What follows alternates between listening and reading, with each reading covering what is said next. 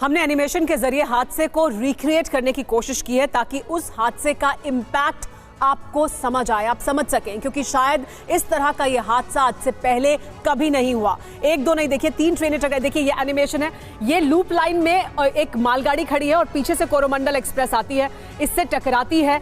इसके ऊपर जाकर जो डिब्बे हम आपको लगातार दिखा रहे हैं कैसे मालगाड़ी के ऊपर जाकर डिब्बे चढ़ जाते हैं, लेकिन इसी बीच एक और पैसेंजर ट्रेन आती है और वो फिर वापस कोरोमंडल जो डीरेल हो गई थी उससे टकराती है। तो इस तरह से ये 3 ट्रेनें टकराती है। देखिए ये कोरोमंडल एक्सप्रेस आ रही है, यहां पहले से लूप लाइन पर मालगाड़ी खड़ी थी जिससे टकराई है, क्योंकि डीरेल हुए डब्बे और लूप लाइन में खड़ी मालगाड़ी से जाकर टकरा गए।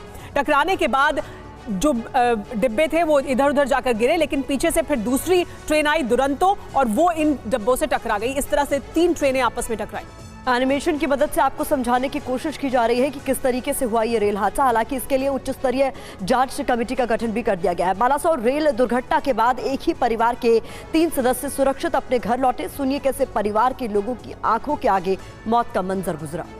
बालासोर में एक ट्रेन जो है वो मालगाड़ी खड़ी होती है लूप लाइन में, दूसरी लाइन पर कोरोमंडल एक्सप्रेस आ रही होती है। अचानक ये किस तरीके से लूप लाइन में आ जाती है उसकी जानकारी नहीं है हमारे पास। ट्रैक चेंज करती है और वो कैसे ट्रैक चेंज होता है, या तो हेवी ब्रेक अप्लाई किया या वाकई ट्रैक को चेंजर वहां पे था कि चेंज कर दिया गया, और वो कोरोमंडल एक्सप्रेस की जो इंजन है वो मालगाड़ी पे चली जाती है जो लूप लाइन में खड़ी मालगाड़ी है और उसी दिशा में जाने वाली मालगाड़ी थी।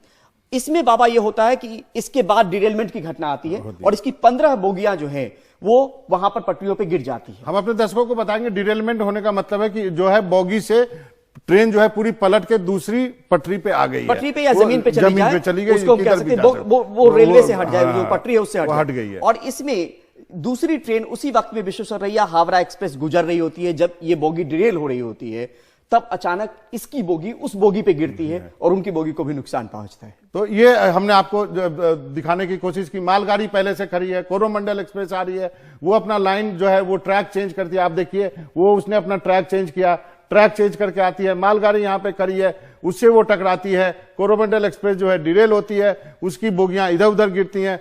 तभी दूसरी तरफ से एक और ट्रेन आती है और वो जब ट्रेन आती है तो पटरी पर जो है कोरोमंडल एक्सप्रेस जो है डिरेल हुई पड़ी हुई है। ये बंगलोर हावड़ा एक्सप्रेस है और ये जो ट्रेन है वो उस कोरोमंडल एक्सप्रेस के बोगियों से टकराती है और उसके बाद इतना बड़ा हादसा हो जाता है। तो ये हमने आपको जानकारी के लिए ग्राफिक के जरिए दिखाने की कोशिश की कि ये हादसा कितना कैसे हुआ है।